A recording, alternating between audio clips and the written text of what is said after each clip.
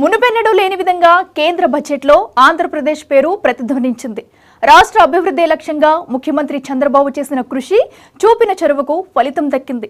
జగన్ హయాంలో అతలాకుతలమైన రాష్ట్రాన్ని తిరిగి ట్రాక్లో పెట్టడం కోసం ప్రధానికి చంద్రబాబు చేసిన విజ్ఞప్తులన్నింటినీ బడ్జెట్లో చేర్చి నిధులు కేటాయించడం విశేషం.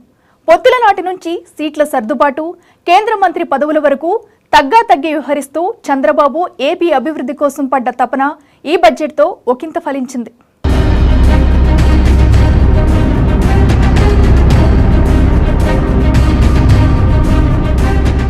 రాష్ట్రానికి అపార పరిపాలన అనుభవం ఉన్న చంద్రబాబు నాయుడు లాంటి నాయకుడు అవసరమని జనసేనాని పవన్ కళ్యాణ్ పలు సందర్భాల్లో నొక్కి చెప్పారు. కూటమి ఏర్పాటులో కీ రోల్ పోషించిన ఆయన డిప్యూటీ సీఎంగా బాధ్యతలు స్వీకరించాక కూడా ముఖ్యమంత్రిగా చంద్రబాబు అనుభవం రాష్ట్రానికి ఎంతో అవసరమో స్పష్టం చేశారు. పవన్ కళ్యాణ్ ఎందుకని పదే అలా చెప్పారో ఏపీ ప్రజలు తమ ఓటుతో నిరూపించారు. గత 5 ఏళ్లలో అభివృద్ధి, రాజధాని అనేది లేకుండా అప్పుల ఊబిలో కోరుకుపోయిన రాష్ట్రాన్ని తిరిగి గాడిలో పెట్టాలంటే చంద్రబాబు లాంటి విజనరీ లీడర్ అవసరమని కూటమికి అఖండ మెజారిటీతో పట్టం కట్టారు. ఇప్పుడు వారందరి నమ్మకాన్ని చేతల్లో నిరూపించారు ముఖ్యమంత్రి చంద్రబాబు నాయుడు.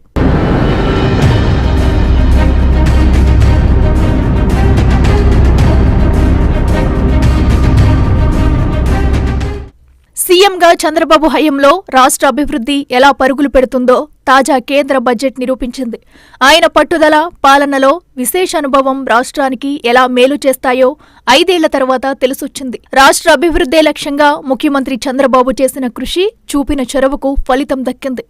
రాష్ట్ర అభివృద్ధిపై చిత్తశుద్ధి ఉంటే ఏం సాధించవచ్చో ఆయన 4వ విడత ముఖ్యమంత్రిగా బాధ్యతలు చేపట్టి 50 రోజులు కూడా పూర్తవకముందే చేసి చూపించారు.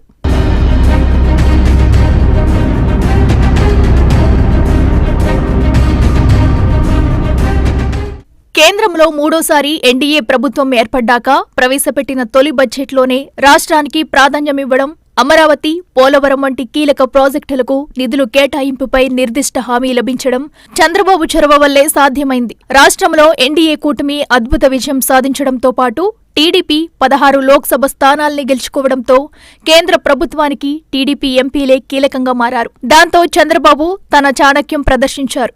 ఎన్నికల ముందు బీజేపీతో పొత్తు పెట్టుకున్నప్పటి నుంచి అమరావతి, పోలవరం పూర్తి చేయడం, రాష్ట్రాభివృద్ధే తన ప్రాధాన్యతలని చంద్రబాబు చెబుతూ వచ్చారు.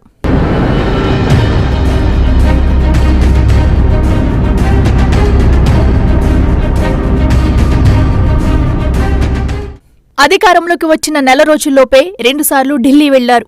హంగు ఆర్భాటం లేకుండా ప్రధాని నరేంద్ర మోదీ, హోంమంత్రి అమిత్ షా సహా ఇతర కేంద్ర మంత్రుల్ని కలిశారు. 5 ఏళ్ల జగన్ పాలనలో ఎంత విధ్వంసం జరిగిందో, రాష్ట్రానికి ఇప్పుడేం కావాలో వివరించారు. చంద్రబాబు చేసిన విజ్ఞప్తులన్నింటికీ కేంద్ర బడ్జెట్లో చోటు దక్కింది.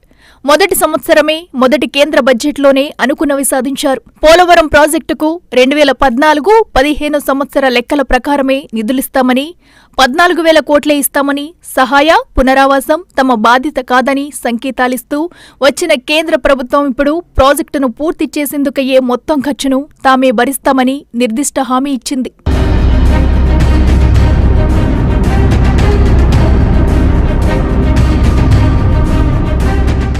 అమరావతి నిర్మాణానికి 15,000 కోట్లు ఇచ్చేందుకు, అవసరమైతే మరింత సాయం అందజేసేందుకు అంగీకరించింది. రాజధాని అమరావతిలో గతంలో చంద్రబాబు ప్రభుత్వం 9,000 కోట్లకు పైగా వెచ్చించి వివిధ పనులు చేపట్టింది.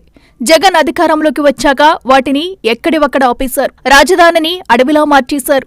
దాంతో నిండా అప్పుల్లో కూరుకుపోయిన పరిస్థితుల్లో రాజధానిని చంద్రబాబు ప్రభుత్వం నిర్మించగలదా అన్న సందేహాలు వ్యక్తమయ్యాయి.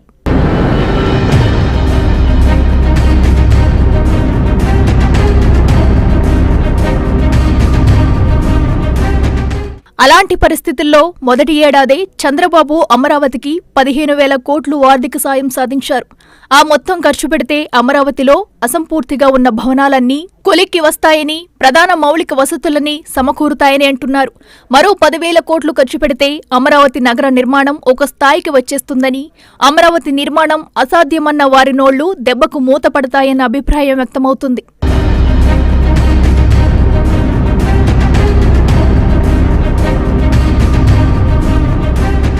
రాష్ట్ర విభజనతో మెజారిటీ పరిశ్రమలు, ఆదాయ వనరులన్నీ తెలంగాణకు వెళ్లిపోయిన నేపథ్యంలో ఆంధ్రప్రదేశ్లో మరీ ముఖ్యంగా వెనుకబడిన రాయలసీమ జిల్లాల్లో పరిశ్రమల అభివృద్ధికి 2014-19 మధ్య చంద్రబాబు కృషి చేశారు. అనంతపురం జిల్లాకు కియా వంటి పరిశ్రమను తెచ్చి రేణిగుంటలో ఎలక్ట్రానిక్ క్లస్టర్లు పెట్టి ఓర్వకల్లును పారిశ్రామిక హబ్గా మార్చేందుకు 20,000 ఎకరాల భూమి సేకరించి కొత్త ఆశలు రేకెత్తించారు. దాన్ని మరింత సుస్థిరం చేసేలా, రాయలసీమను పారిశ్రామిక హబ్గా మార్చేలా చంద్రబాబు కృషి చేశారు. విశాఖ, చెన్నై, హైదరాబాద్, బెంగళూరు పారిశ్రామిక కారిడార్ల అభివృద్ధికి కేంద్ర ప్రభుత్వం బడ్జెట్లో నిర్దిష్టమైన హామీలు దక్కించుకున్నారు.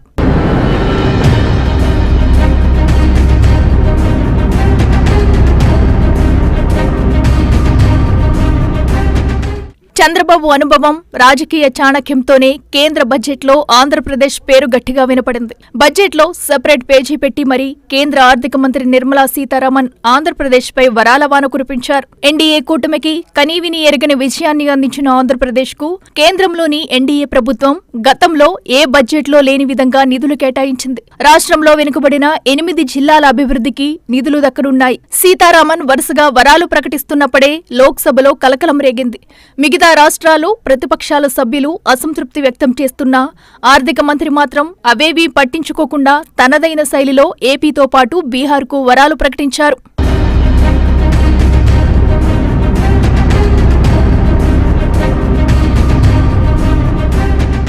గత 10 ఏళ్లలో ఆంధ్రప్రదేశ్కు చేసినంత సాయాన్ని కేంద్ర ప్రభుత్వం ఈ ఒక్క ఏడాదే ప్రకటించడం విశేషం. ఇదివరకు ఏపీకి వివిధ రూపాల్లో కేంద్రం 22,380 కోట్లు ఇచ్చింది. ఇప్పుడు ఈ ఒక్క ఏడాదిలోనే అమరావతికి 15,000 కోట్లు సమకూరుస్తున్నట్లు ఆర్థిక మంత్రి ప్రకటించారు. పోలవరం ప్రాజెక్టు తొలిదశ పూర్తికి అవసరమైన 12,157 కోట్లు ఇవ్వడానికి కేంద్రం సిద్ధంగా ఉన్నట్లు తెలుస్తుంది. ఇవి కాక కేంద్రం చొరవతో మచిలీపట్నంలో బీపీసీఎల్ రిఫైనరీ ఏర్పాటుపై ఆ సంస్థ త్వరలో ప్రకటన చేసే అవకాశముందని ఎంపీలు పేర్కొంటున్నారు.